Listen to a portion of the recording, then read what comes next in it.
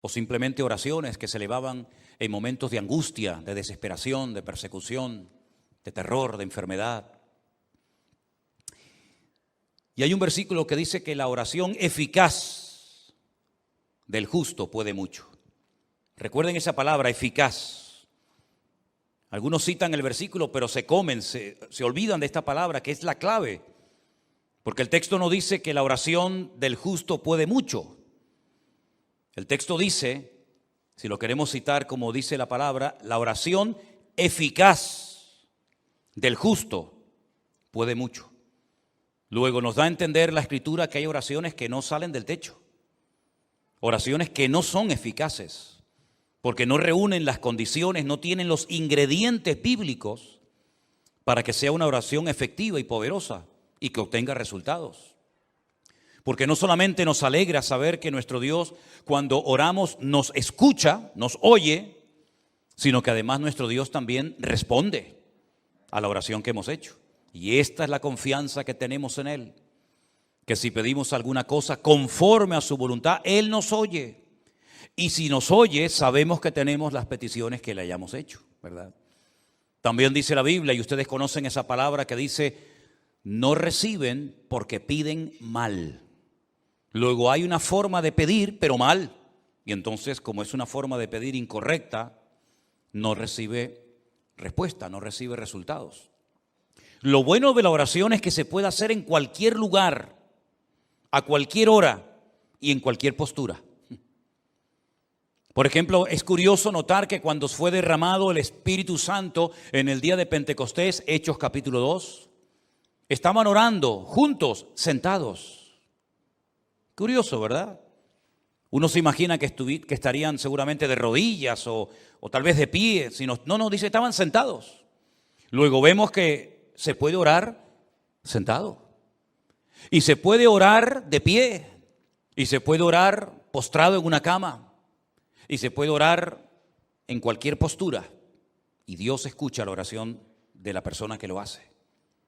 Y no tiene uno que ir a un sitio en particular para que Dios escuche y responda a tu oración, sino que puedes orar en tu coche, en el hospital, en la cárcel, en la iglesia, en tu casa, cuando vas a trabajar, caminando por la calle, mientras cocinas. La oración se puede hacer de cualquier postura y en cualquier lugar y a cualquier hora. Puedes orar de día, de tarde, de noche, de madrugada, cuando quieras, con voz alta o con voz baja, ¿verdad? La oración es algo realmente increíble. Dios la ha puesto tan fácil, tan accesible para sus hijos, que no hay excusa para no orar cuando queramos y donde queramos y en la postura que estemos. Amén.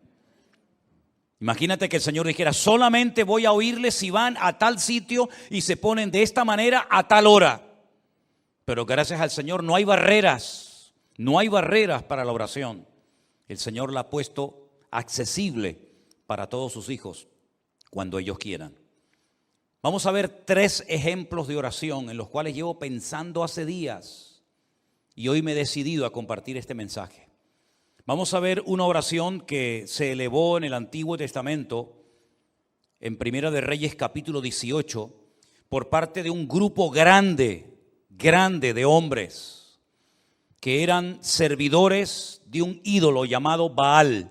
La palabra Baal en el Antiguo Testamento en hebreo significa Señor. Baal significa Señor. Baalí es mi Señor. Es decir, que se le puede llamar a Dios Baal, no, porque la palabra para Señor, para nuestro Dios es Adonai, Adonai. Pero la palabra Baal también significa Señor y es la palabra que Sara utilizaba para dirigirse a su marido. Dice la Biblia que ella llamaba a su marido Señor. ¿Cómo lo llamaba? Baalí, mi Señor. Pero no utilizaba Adonai, porque ese es el nombre que se utiliza únicamente para nuestro Dios. Y estos hombres oraban y hacían una serie de cosas que aparentemente eran muy llamativas, pero no eran oraciones eficaces. No obtuvieron resultado. Es más, hicieron el ridículo, pero ni aún así reconocieron que se estaban equivocando en su forma de orar y a quién dirigían sus oraciones. Primera de Reyes, capítulo 18, encontramos a Elías en una cordillera montañosa al norte de Israel, cerca de la costa, llamada la cordillera o el Monte Carmelo, donde hoy en día hay un mirador muy bonito, al cual me gusta llevar a los hermanos cuando van a visitar a Israel, porque desde una azotea hay una panorámica espectacular. Yo creo que es una de las visiones más hermosas del mundo. Es el Valle de Meguido, donde se va a llevar a cabo la famosa batalla de Armagedón. Y es una visión tremenda, porque desde esa azotea puedes explicar casi 3/4 partes de la Biblia. Allí dices, mira, allí se produjo la muerte de Saúl y de sus hijos por mano de los filisteos. En aquel monte fue la transfiguración del Señor Jesucristo cuando se apareció Moisés y Elías. Mira, ¿ves allí? Allí fue donde peleó Débora, Barak, Sísara en la batalla, ¿verdad? Mira, ¿ves aquello? Aquel es el famoso monte Hermón, allá a lo lejos, que menciona el Salmo 133. Y puedes explicar muchas cosas de la Biblia. Y por supuesto cosas que van a ocurrir en el libro del Apocalipsis, según se nos relata. Y en ese monte, Elías convocó a todo el liderazgo del culto falso a Baal. Y oraban de tal manera que sorprende mucho lo que ellos hacían. Vamos a leer a partir del versículo 26. Primera de Reyes 18, 26. Ellos tomaron el buey que les fue dado y lo prepararon. E invocaron el nombre de Baal desde la mañana hasta el mediodía, diciendo, Baal, respóndenos. Pero no había voz ni quien respondiese. Entre tanto, ellos andaban saltando cerca del altar que habían hecho. Todos conocemos la historia. Elías le dijo, orad, clamad, invocad a vuestro Dios. Y si vuestro Dios es el verdadero, que responda por fuego, que lo demuestre. Y después yo oraré a mi Dios. Y si Él responde por fuego, entonces mi Dios es el verdadero. Ellos creían, estaban sinceramente equivocados. Ellos creían que si invocaban, si gritaban a Baal, Baal respondería por fuego. Y de hecho lo hicieron. Ellos no dijeron, no vamos a jugar a esto, porque vamos a hacer el ridículo. Déjalo. No, ellos creían que Baal les respondería. No hay nada peor que una fe equivocada. No hay nada peor que una fe puesta donde no se tiene que haber puesto. Ellos clamaron desde la mañana hasta el mediodía, y aconteció que al mediodía, versículo 27, Elías se burlaba de ellos. Y les decía, gritad en alta voz, porque Dios quizá está meditando, o tiene algún trabajo, o va de camino, tal vez duerme y hay que despertarle. Qué sentido del humor tenía Elías, metiéndose, burlándose con ellos. Pero ellos seguían totalmente convencidos de que allí Baal respondería a su oración. Y entonces ellos clamaban a grandes voces, como si levantando el volumen su Dios los iba a escuchar más.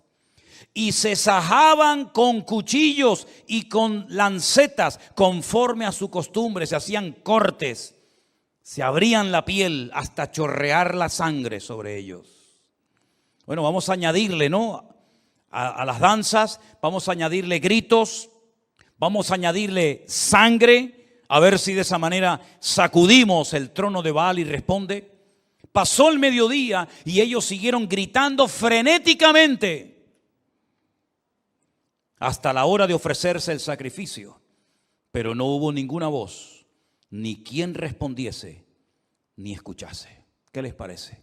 Ellos estaban totalmente convencidos de que sus gritos, todo lo que hacían, iba a demostrar que el verdadero Dios en Israel era Baal. Pero se equivocaron rotundamente, hicieron el ridículo.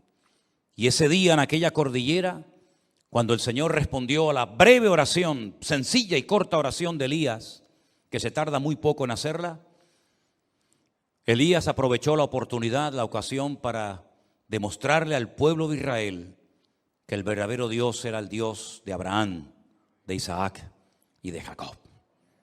Y los degolló A todos los degolló en aquel monte. Tremendo, ¿verdad?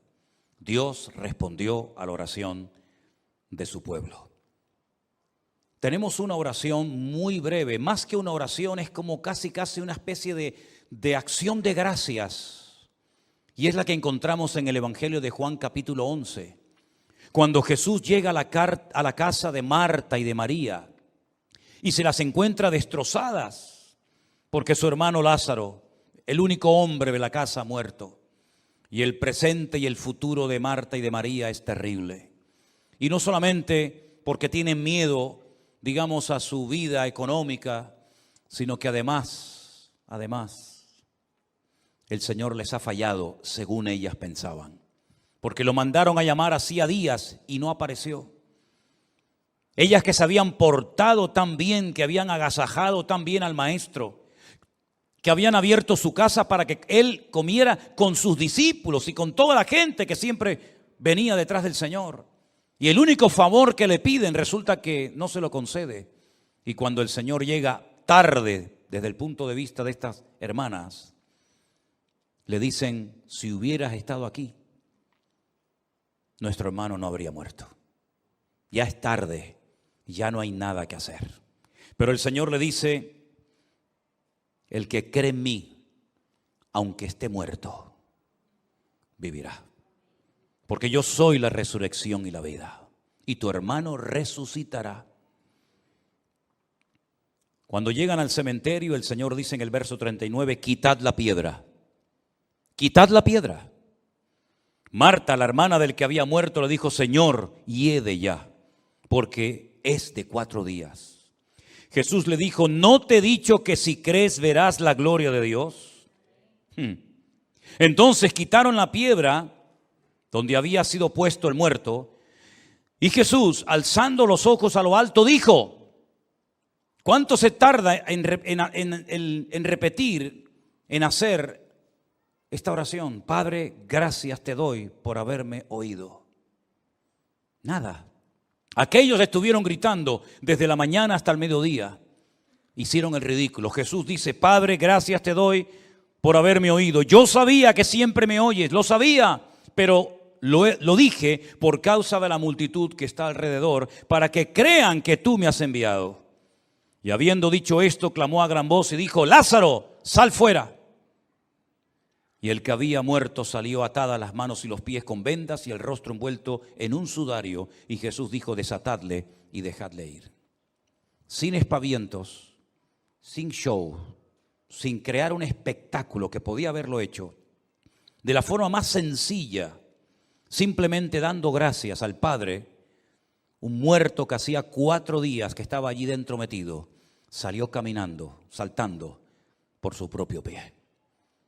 Algo tienen estas 2 oraciones que hemos visto, que es lo que podríamos llamar o clasificar como oraciones eficaces. Los otros no obtuvieron resultados. Los otros perdieron el tiempo. Elías con una breve oración y Jesús simplemente dando gracias obtuvo más que 450 hombres haciéndose daño, gritando como locos y haciendo un espectáculo que fue un auténtico ridículo y que no sirvió absolutamente para nada. Pero una de las oraciones que más me ha llamado a mí la atención es la que hace una mujer. Una mujer que lo lleva pasando muy mal hace años. Y yo he estado esta semana leyendo y estudiando palabra por palabra. Lo he leído en español, lo he leído en hebreo, he consultado 4, 5, 6 o 7 versiones diferentes y he disfrutado muchísimo de la oración de Ana en 1 Samuel capítulo 1. Vamos a leer esta historia, por favor. 1 Samuel capítulo 1, verso 1 dice que había un hombre, un varón de Ramataim de Sofín, en el monte de Efraín, que se llamaba Elcana. Era hijo de Jeroboam, de Eliú, de Tohu, de Suf, Efrateo. Él menciona a todos sus antepasados. Y este hombre tenía 2 mujeres. Y la primera pregunta que surge es: ¿cómo es posible que un creyente ya a estas alturas de la vida, sabiendo lo que la Torá enseñaba y sabiendo que Dios creó a un hombre para una mujer y a una mujer para un hombre, ¿cómo es posible que a estas alturas de la historia de Israel todavía haya personas que tengan varias esposas, en este caso 2? La poligamia en aquellos tiempos estaba muy arraigada a las culturas. Era muy normal que un hombre tuviera varias mujeres. Incluso el Cana, que era un adorador del Dios vivo y verdadero, no se conformaba con una, sino con 2. Luego también tenía 2 suegras, no solamente 2 esposas. El nombre de una era Ana y el nombre de la otra Penina. Y Penina tenía hijos, mas Ana no los tenía.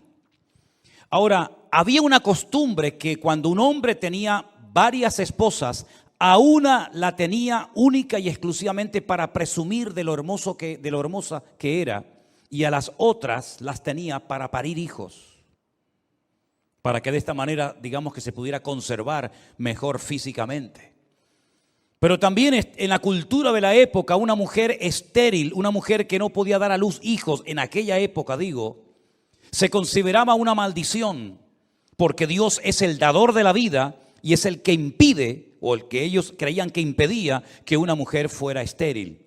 Pero Ana, como buena creyente que era, sabía que en el pasado mujeres estériles como ella habían sido sanadas milagrosamente por el poder de Dios. Y la primera mujer que seguramente Ana tenía en su mente era la matriarca Sara, la esposa del patriarca Abraham, que siendo estéril y de avanzada edad, el Señor la visitó y tuvo a un hijo llamado Risa o Isaac. Y no solamente ella pensaba en Sara, sino después pensaba seguramente también en la esposa con la que se casó Isaac, que por cierto también fue estéril, Rebeca. Pero el Señor, dice la Biblia, que la sanó cuando su marido oró por ella. Y después quedó embarazada de 2 hijos, gemelos, Jacob y Esaú. Y curiosamente, la tercera generación, Raquel, también es una mujer estéril, pero era la mujer que Jacob amaba con toda su alma y con todo su corazón. Y Dios la sanó y tuvo 2 hijos de ella, José y Benjamín, y murió en el parto de uno de ellos. Así que ella sabía perfectamente que si Dios quería, la podía sanar, como sanó a estas 3 mujeres y como sanó a la madre de Sansón y probablemente alguna otra mujer que ni siquiera menciona en la Biblia. Ahora, lo interesante de la historia es que todos los años, versículo 3, aquel varón, es decir, el Cana, subía de su ciudad para adorar y ofrecer sacrificios al Señor de los ejércitos en Shilo. En aquel tiempo el tabernáculo estaba en aquel lugar llamado Shilo, donde estuvo muchísimos años. Y allí había los hijos de Elí, que era el sacerdote de la época, hijos que se llamaban Ofni y Fines, o Pinjas, como se dice en hebreo, que eran sacerdotes de Dios. Cuando llegaba el día en el que el Cana ofrecía el sacrificio, le daba a Penina su mujer y a todos sus hijos y a todas sus hijas, a cada uno su parte. Pero a Ana, aunque Jehová no le había dado, a Ana le daba una parte escogida porque amaba a Ana, aunque el Señor no le había concebido tener hijos. Y su rival, Penina, escuchen, la irritaba, la enojaba y la entristecía, porque el Señor no le había concedido tener hijos. Todos los años la misma historia. Todos los años, cada vez que se trasladaban de su ciudad a Shilo para adorar al Señor y presentar los sacrificios correspondientes, porque todavía no existía el templo de Jerusalén, todos los años la misma historia. La otra se reía, enfadaba, se burlaba, pinchaba, irritaba a Ana. Todos los años la misma canción. ¿Cuántos años estuvo así? No lo sabemos. Pero dice que lo hacía cada año cuando subían a la casa de Dios, la irritaba así, por lo cual Ana lloraba y no comía. Alguien diría hoy en día que estaba en depresión. Todo el día llorando y sin ganas de comer, depresión seguro. Y ahora resulta que el cabeza del hogar, el responsable de la vida de ese hogar, su marido, Elcana, le hace varias preguntas a su esposa. La primera, ¿por qué lloras? ¿Por qué no comes? ¿Y por qué está afligido tu corazón? No se entera de nada. ¿Tú no sabes por qué llora tu mujer? ¿Tú no sabes por qué está sin ganas de comer? ¿Tú no sabes por qué lo pasa mal? Como si fuera algo imposible de conocer. Si es un secreto a voces. Tu mujer lo está pasando mal y tú no haces nada para ayudarla. Tú no oras por ella. Dice la Biblia que Isaac oró por su mujer y Dios la sanó. Pero Elcana tiene un problemón en la familia, en el hogar, y no sabe cómo resolverlo. Y no hay nada peor que un hombre en una casa ciego y sordo espiritualmente hablando, que no sabe cómo resolver los problemas espirituales de su hogar, que no sabe cómo actuar como un hijo de Dios, y que lo único que sabe es ¿por qué? ¿Qué te pasa? ¿Por qué estás todo el día llorando? ¿Por qué no quieres comer? Dice, ¿por qué está afligido tu corazón? ¿No soy yo mejor que 10 hijos? Pues no, sinceramente no. Tú no eres mejor que 10 hijos. Todos los años la misma situación. Una mujer creyente que lo está pasando mal, que tiene un marido que es un cero a la izquierda, que no se entera de nada y que encima venga a preguntar y venga a preguntar y venga a preguntar, pero no hace absolutamente nada para cambiar la situación. Pero el verso 9, algo pasó en la vida de esta mujer que lo cambió todo. Dice, se levantó Ana. Dijo, basta, ya no aguanto más. Voy a salir de mi círculo vicioso de lloriqueo, de lamento, de enfado, de desánimo. Y dijo, basta, me levanto y voy a hacer lo que tengo que hacer hace muchos años. Se levantó después que hubo comido y bebido en Silo, y mientras el sacerdote Elí estaba sentado en una silla junto a un pilar del templo del Señor, ella con amargura de alma oró al Señor y lloró abundantemente. ¿Cuántos dicen amén? Está mal, lo está pasando mal, pero ha dicho basta. ¿No dice la Biblia, ya es hora de levantarnos del sueño? ¿Sí o no? Levántate tú que duermes y te alumbrará Cristo. Todos los años lo mismo, la otra pinchándote, burlándose de ti, riéndose de ti, haciéndote la burla, pasándolo mal. Y cuando llegas a tu casa, después de haber llorado, después de no haber comido, tienes que esperar otra vez la misma canción el próximo año. ¿Y cuántos creyentes, por no rebelarse contra su actitud o contra su situación o su círculo vicioso, llevan años arrastrando una pena, una atadura espiritual, o llámalo como quieras, y la situación no cambia, siempre lo mismo, siempre lo mismo. Cuando no lloras, no comes. Cuando no comes, no lloras. Y cuando lloras, no quieres vivir. Y cuando no quieres vivir, y es algo que te tiene como atrapado, te tiene como un esclavo. Reconoces tu necesidad, eres una persona creyente, lees la palabra de Dios, vienes a la iglesia, pero siempre estás con lo mismo. Y Ana dice que se levantó, y ese se levantó indica, basta ya, estoy harta de esto. No voy a seguir toda la vida llorando y lamentándome porque no he sacado nada y se me está yendo la vida. Y lo que yo quiero es que Dios tenga misericordia de mí y me ayude, porque con mi marido no se puede contar para nada. Y con el sacerdote Elí, menos todavía. Aquí el único que me puede ayudar y levantarme y cambiar la vida es mi Dios. Y a Él voy a clamar, y a Él voy a orar, y voy a deshogarme delante del Señor. Y si Dios no me responde, pues por lo menos lo intenté. La historia sigue diciéndonos que hizo un voto. Hizo un voto, una promesa. Le dijo a Dios, Dios de los ejércitos, si tú te dignares mirar a la aflicción de tu sierva, y te acordares de mí, y no te olvidares de tu sierva, sino que me dieres un hijo varón, Yo lo dedicaré al Señor todos los días de su vida y no pasará navaja sobre su cabeza. Ese era un voto de nazareo, una persona consagrada solamente para el Señor. Mientras ella oraba largamente delante del Señor, Elí la estaba observando y veía que se le movía la boca. Pero Ana hablaba en su corazón.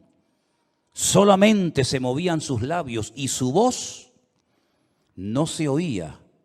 Y Elí la tuvo por ebria. Tiene menos discernimiento que un mosquito este hombre. Si el marido era un inútil con el cual no se podía contar para nada, con Elí menos todavía. Porque supuestamente este es el hombre de Dios. Supuestamente este es el sacerdote. Supuestamente este es el varón de Dios que está ahí para ayudar a la gente. Peor todavía. Piensa que está ebria. Piensa que está borracha. No grita frenéticamente como aquellos en el Monte Carmelo. No está haciendo allí un show y un espectáculo que no sirvió para nada, sino que está orando una oración poderosa, pero que nadie oyó. Porque dice que movía su boca, pero donde ella hablaba era con su corazón delante del Señor. Luego aquí hay un secreto, que no hay que pegar voces para que Dios te oiga. Porque Dios no está sordo. A los sordos hay que hablarle fuerte, porque si no los pobrecitos no te oyen. Pero a nuestro Dios no le grites, porque a Dios no se le grita. A Dios se le habla con respeto. Y Dios escucha la oración, aunque apenas se oiga. Y aunque a esta pobre mujer la tengan por ebria. Entonces ella le dijo, versículo 14, entonces le dijo a Elí, ¿hasta cuándo estarás ebria? Digiere tu vino. Y Ana le respondió diciendo, no, Señor mío, yo soy una mujer atribulada de espíritu. Fíjate en la condición que está orando, está amargada, está atribulada, está hecha polvo, está depresiva, está amargada, está mal, pero ora. Que nada te impida orar al Señor, que tu pena, tu tragedia, tu dolor, tu herida, que no te impidan elevar tu oración a Dios. Porque desde la angustia invoqué al Eterno y el Eterno me respondió, dice la Biblia. Aleluya. Dice, no he bebido vino ni sidra, sino que he derramado mi alma delante del Señor. ¿Cuántos dicen amén? Gloria a Dios. Ahí está la clave. Ahí está el secreto. Derramó su alma delante del Señor. No tengas a tu sierva por una mujer impía, porque por la multitud de mis congojas y de mi aflicción he hablado hasta ahora. Ahora, a mí me llamó la atención el término que ella utiliza. Miren que he leído versiones, y en ninguna versión, por lo menos en español, dice o se traduce lo que dice en el texto hebreo. Aquí dice, no tengas a tu sierva por una mujer impía. En otras versiones he leído por mujer mala, en otras versiones mujer pecadora, en otras mujer perversa, pero en ninguna se ha traducido lo que dice en el texto original, que dice, no tengas a tu sierva por una bat Belial. La palabra bat en hebreo significa hija, y Belial es un nombre que recibe Satanás en la Biblia. ¿Dónde lo encontramos en el Nuevo Testamento? No os unáis en yugo desigual, porque ¿qué comunión tiene la luz con las tinieblas? ¿O qué comunión tiene Cristo con Belial, con Satanás? Ella está diciendo, yo no soy una hija de Satanás. Aquí lo han traducido por mujer impía, pero realmente dice, yo no soy una hija de Satanás. Y entonces él le responde, ve en paz, y el Dios de Israel te otorgue la petición que has hecho. Aquí hay algo muy interesante que tengo que parar un momentito para explicarlo. Ella dice, yo no soy una bat Belial, yo no soy una hija de Satanás. Pero pasa en la página y en el capítulo 3, capítulo 2, versículo 12, 2, versículo 12, los hijos de Elí eran hombres impíos. Benei Belial. Tus hijos sí que son hijos de Satanás, pero yo no soy una hija de Satanás. Aquí le manda un mensaje subliminal al sacerdote Here is diciendo, sending tú a mí a me message confundes, to the priest, and tú it's a mí me saying, tomas "Here, por you una are hija de getting me wrong. Satanás". You are taking me as a daughter of Satan. Los hijos de Satanás son tus hijos, que lo dice aquí en el capítulo 2, versículo 12. Los hijos de Eli eran hijos de Satanás y no tenían conocimiento del Señor. Me impactó mucho, por lo menos a mí, mientras estudiaba y preparaba este mensaje para el día de hoy. En el peor momento de la historia de Israel, cuando hay una corrupción moral y espiritual sin precedentes, esta mujer se pone en pie y dice basta. Cuando el sacerdocio es un desastre, incluso dice la Biblia que había en aquella época, en aquella generación, falta de conocimiento del Señor y escaseaba la palabra, dice otro texto. En aquel tiempo de bancarrota espiritual, de crisis nacional, se levanta esta mujer y dice basta, y se pone a orar y clama delante de Dios y cambia el rumbo de la historia de su país. Porque algo que Dios ha hecho a lo largo de la historia es en el peor momento político, económico y espiritual de un pueblo, es cuando Dios levanta a un Salvador, a alguien para que marque una diferencia y le indique al pueblo de Dios por dónde tiene que ir y por dónde no tiene que ir. Lo hizo en Egipto. Dios levantó a un preso, a un esclavo llamado José, un hombre que ni sus hermanos carnales querían, de hecho lo querían matar, y milagrosamente fue protegido por el Señor en el peor momento de la historia, cuando no hay esperanza, cuando hay sequía, cuando hay miseria, cuando hay hambre, cuando no hay posibilidad alguna. Dios levanta en medio de la crisis mundial a un hombre llamado José, que gracias a él millones de personas en aquella época salvaron su vida de la muerte. En el peor momento, cuando Jerusalén estaba siendo sitiada por las tropas enemigas del rey Nabucodonosor, cuando los reyes eran corruptos, cuando el templo era una cueva de ladrones, cuando no había palabra de Dios, cuando había falsas profecías, cuando había manipulación de la palabra, cuando venían y enseñaban palabra que no era inspirada por Dios, creando una falsa expectativa en el pueblo, Dios levantó a un profeta llamado Jeremías que le dijo al pueblo durante 40 largos años lo que tenían que hacer y lo que no tenían que hacer. Dios levantó un hombre de Dios tremendo en medio de la peor corrupción moral y espiritual y en medio de la peor tragedia que jamás había vivido Israel hasta entonces, como fue la destrucción del templo de Jerusalén, siendo llevados cautivos a Babilonia. Allí Dios levanta a un hombre llamado Daniel que le dice al pueblo lo que tienen que hacer y lo que no tienen que hacer. Cuando el peor imperio de toda la historia de la humanidad, un imperio corrupto, sin piedad, sin misericordia, que mataba a la gente por cualquier cosa, el imperio romano, cuando el pueblo de Israel estaba con la soga al cuello, oprimido, pagando tributos que era imposible poder pagarlos, Dios levantó un Salvador que fue nuestro Señor Jesucristo en medio de la peor crisis histórica y política y espiritual de la historia de la humanidad. Y por eso el anticristo, imitando lo que Dios ha hecho, en el peor momento de la historia de las naciones, cuando todo esté destrozado, sin esperanza, sin solución, cuando el dinero no valga nada, cuando una barra de pan costará el sueldo de todo un día de trabajo, es cuando se levantará el famoso anticristo para ofrecerle al mundo paz y seguridad. ¿Qué te parece? Es en los peores momentos de la historia, cuando escasea la palabra, cuando hay corrupción en el liderazgo, cuando hay falta de palabra, cuando hay manipulación de las escrituras, cuando hay abuso de poder, cuando es un tiempo de bancarrota y de crisis espiritual, Dios siempre levanta a alguien para que marque una diferencia y le diga al pueblo, no es por ahí, no es esa forma, no es esa palabra, sino es por este sendero. Y Dios siempre levantará a alguien para que indique lo que tenemos que hacer en tiempos de crisis y tiempos de necesidad. ¿Cuántos dicen amén? Gloria a Dios por Ana, que se levantó y dijo, basta. Porque si ese año, con sus llantos, con sus lamentos, con su irritación, con su enfado, con su depresión, si hubiera vuelto otra vez a Ramataín, donde vivía Elcana y la otra, hubiera sido siempre lo mismo, y la historia se hubiera perdido al hombre que marcó una diferencia en la historia de Israel como yo creo como ningún otro. Porque es verdad que Samuel no hizo los grandes milagros de aquellos profetas como Elías y Eliseo, Nunca hizo flotar hachas que se habían hundido en el río y las hacía flotar como si fueran corcho.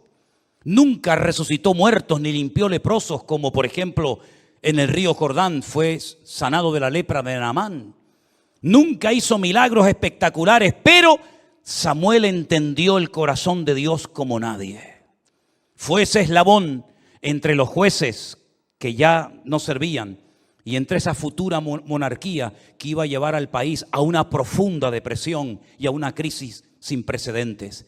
Fue un hombre que marcó una diferencia y que siempre tuvo palabra de Dios específica para los hombres que querían agradar al Señor en aquella época. Fue el que preparó a muchos profetas que luego ayudaron a los reyes, ¿verdad?, como consejeros en el palacio, aquella escuela de profetas que estaba, por ejemplo, en Jericó. La historia se hubiera perdido a un gran varón de Dios si aquella mujer no hubiera dicho: basta, basta del llanto, basta de lamento, basta. No dependas de ningún hombre, no dependas de nada ni de nadie, depende solamente de Dios, hermano y hermana.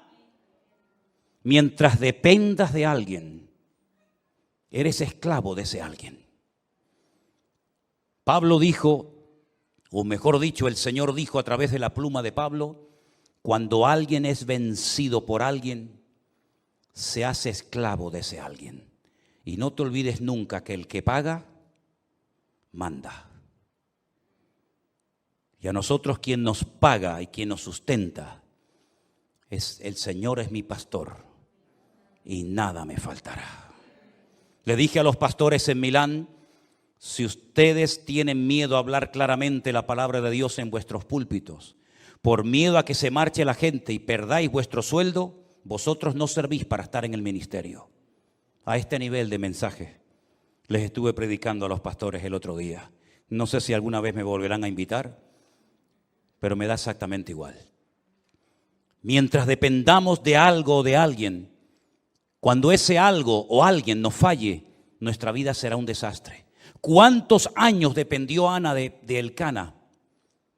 Le solucionó los problemas reales Elcana a su mujer Ana. Lo único que le daba era, bueno, de vez en cuando le tiraba un hueso, ¿no? Dice que de vez en cuando le daba una parte escogida. Toma, Ana, para que te conformes, un poquito ahí de comida.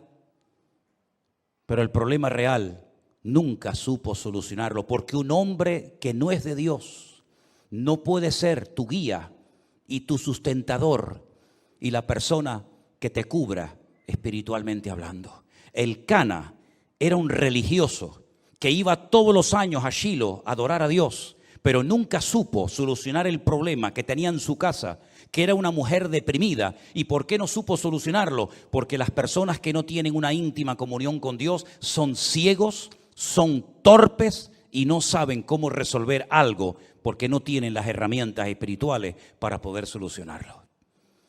Ella dijo: yo no voy a depender de mi marido, yo no voy a depender del sacerdote Elí, ni de sus hijos que son un desastre.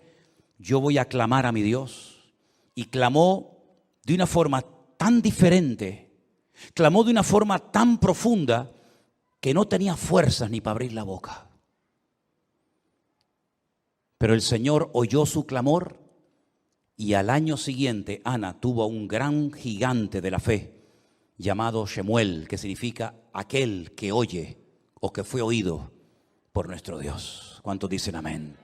No sé cuál es tu necesidad, no sé cómo es la situación espiritual de tu hogar, pero lo que sí sé es que el Dios que oyó el clamor de Ana es nuestro Dios.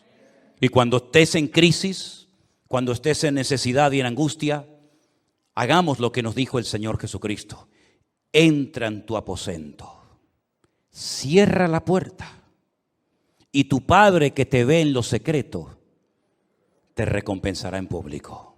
Eso fue lo que hizo Ana. El marido hacía todo para que la gente lo viera. El cordero, la cabra, el buey, el sacrificio, siempre era todo a la vista de los demás. Pero esta mujer descubrió el secreto de estar en intimidad con Dios, en la privacidad con Dios. Nadie oyó su oración. Es más, aquel que tenía que apoyarla espiritualmente hablando, la tuvo por ebria. Y le tiene que dar una explicación ella al sacerdote, en vez del sacerdote ministrarle a ella. Pero es que así era aquella época. falta de conocimiento.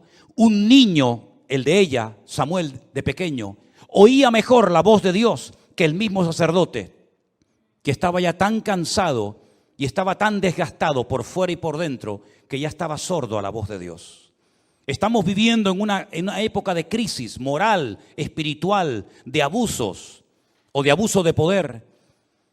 Pero queridos hermanos, en medio de esta tormenta en la cual estamos viviendo, Dios quiere levantar a su iglesia.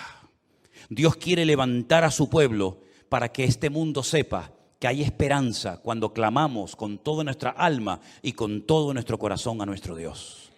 Si ustedes observan y analizan la historia de la iglesia en su conjunto, en las últimas décadas, los últimos 30 o 40 años, prácticamente hoy en día, de aquellos grandes evangelistas, de aquellos grandes y famosas estrellas del evangelio, no queda en pie ni uno. Y es que estamos viviendo en una época en la que Dios a quien quiere levantar es a su iglesia. Y que su iglesia a su vez levante su nombre ante la presencia del Señor. Ese es el objetivo que tiene que tener el Señor con nosotros. Encontrar Anas, encontrar hombres y mujeres que sepan clamar. Y ya les he dicho que para clamar a Dios no hace falta hacer show, ni espectáculo, ni levantar la voz a grito como si Dios fuera sordo, sino simplemente, como dice aquí, estoy derramando mi alma delante del Señor. Estoy desahogándome en la presencia de mi Dios. Y aunque tú no me entiendas, aunque mi marido no me haga caso, aunque tú te rías de mí, aunque creas que estoy borracha, aunque la otra se meta conmigo, me da igual. Ella salió de su círculo vicioso y puso su mirada única y exclusivamente en Dios. Y dice la Biblia: si habéis resucitado con Cristo, poned la mira en las cosas de arriba, no en las de la tierra, porque allí es donde está la respuesta a todas nuestras necesidades y peticiones en el nombre del Señor. ¿Cuántos dicen amén? Cierra tus ojos en esta noche ahí donde estás, mi querido hermano.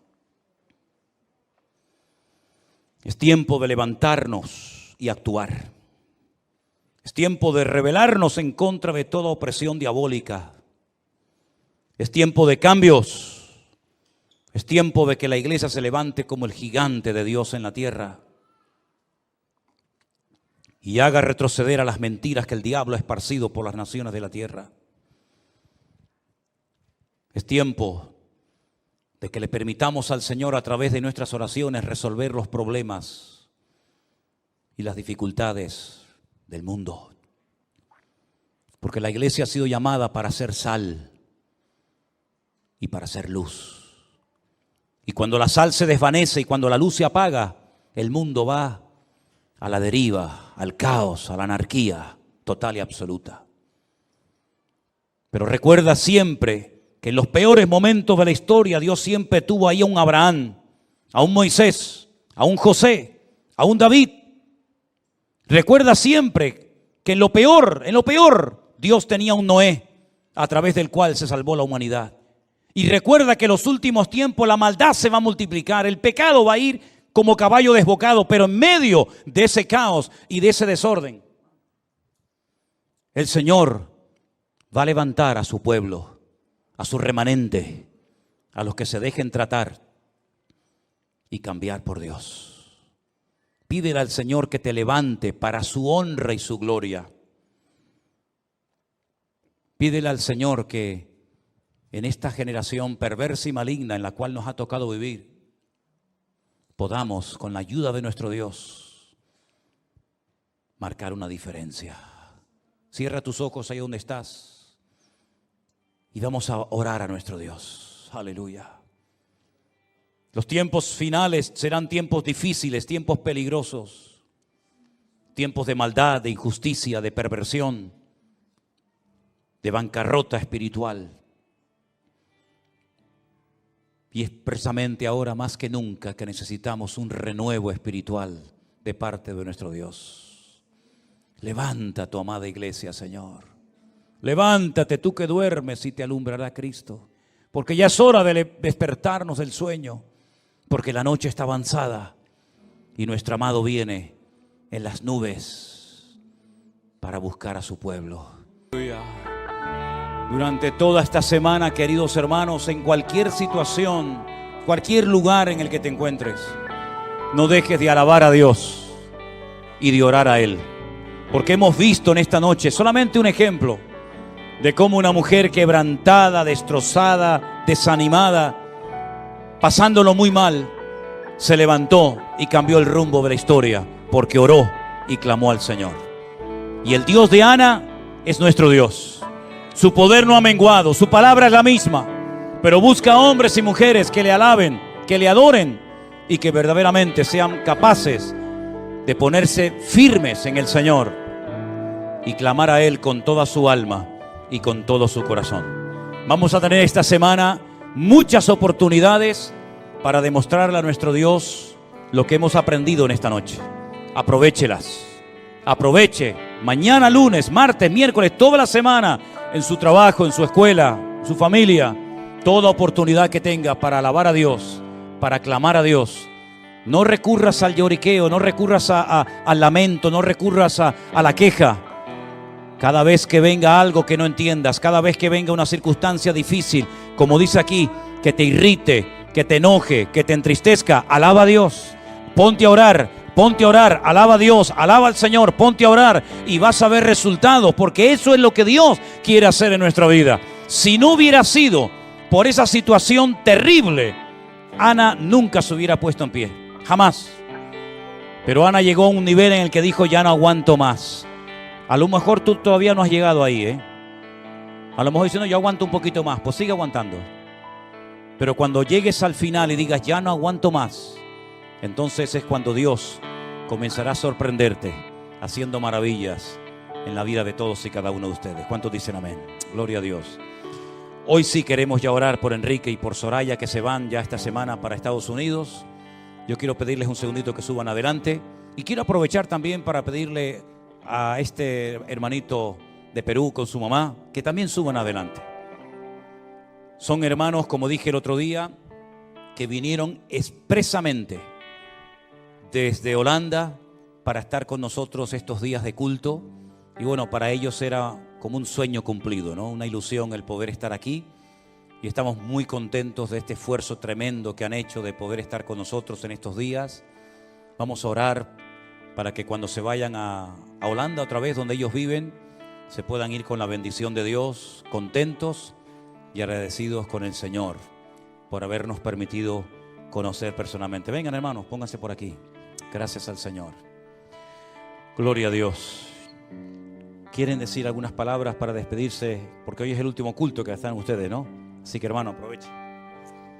Amén. Gracias a Dios por toda esta oportunidad que me dio de poder alabar juntos el nombre glorioso de nuestro Dios Todopoderoso, y que sigamos siendo de impacto a las naciones, porque esa es la misión que Dios nos ha dado. Id y predicad el Evangelio a todas las naciones, en el nombre de nuestro Señor Jesucristo. Gracias por todo ese amor que nos han dado y por todo el amor y el cariño que podemos sentir. Lo bendecimos y le amamos en el amor del Señor Jesucristo. Gloria a Dios. Gracias, hermano. Hermana querida, despídase. Su oportunidad. Sí. Gracias a Dios realmente de haberme permitido venir a compartir la preciosa palabra con sus santos y sus santas y con nuestro amado pastor, ya nuestro pastor. Así que estamos muy agradecidos, seguiremos orando como había dicho, hemos estado orando y seguimos orando, ¿no? Muchísimas gracias a ustedes que pueden estar abiertos sus corazones de cada uno de ustedes para que sigan adorando, y no solo para ustedes eso, ¿no? Sino para todos los que están escuchando. Muchas gracias, pastor, muchas gracias, amada Elena.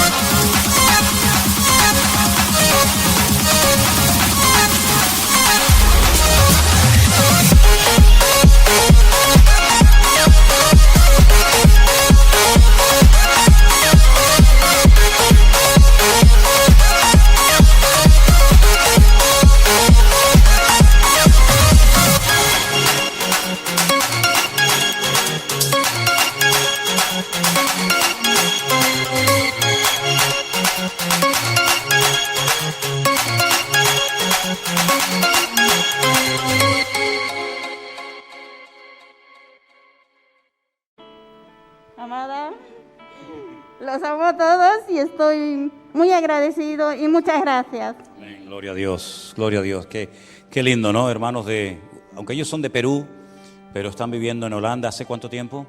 20 años. 20 años en Holanda, gloria a Dios. Pues ellos nos han conocido a través de las redes sociales y sintieron en su corazón venir para estar aquí con nosotros en estos días. Y la verdad que a mí todo esto me impacta tanto, ¿no? Porque hermanos que no conocíamos personalmente, que hayan sentido en su corazón, como otros que han venido a veces de Estados Unidos, de Francia y de otros lugares, para estar aquí en la iglesia con nosotros, realmente es algo muy, muy impactante, de lo cual tenemos que aprender mucho, todos y cada uno de nosotros, de verdad. Estaremos orando ahora por ellos, y también nuestro hermano Enrique y su esposa Soraya salen esta semana para los Estados Unidos, donde van a estar viviendo. Y bueno, yo quiero que ellos se despidan y también vamos a orar por ellos para que el Señor los guarde en este viaje. Enrique. Dios los bendiga, hermanos. No quiero pensar que es la última vez. Afortunadamente está la iglesia virtual. Ya estuve en la iglesia virtual 3 meses, principio de este año, cuando estuve en Miami. Es una iglesia muy organizada, muy ordenada. Se asiste al culto, pero también está la noche de oración, también está la noche de la vida cristiana, también está la noche en que la reunión que se hace con hombres y mujeres, entre parejas también.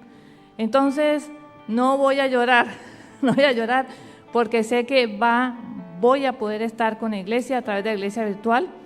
Y también sé, pastor, y su señora esposa, la hermana Elena, sé que Dios mediante vamos a poder vernos en los meses de abril y mayo, tengo entendido, ¿no? Espero, mayo y junio, espero poderlos ver, y ojalá nos vemos en Orlando y en Miami, si es posible. Así sea, si es la voluntad de Dios, ¿verdad, Enrique? Sí, y la verdad que yo quisiera dar gracias a la familia pastoral, a todos, y a toda la iglesia por el acogimiento que hemos tenido aquí en la iglesia. No voy a decir nombres porque a lo mejor se queda uno detrás y después es el problema, ¿no? Y la verdad que nos hemos sentido muy bien, muy, ¿cómo decirlo? Han sido todos tan amables. Y en la oración, en la predica que estaba dando, en la enseñanza que estaba dando usted hoy, yo me acordaba de una oración muy grande que hay en la Biblia, que siempre mi esposa y yo la llevamos, como digo yo, pegada, que está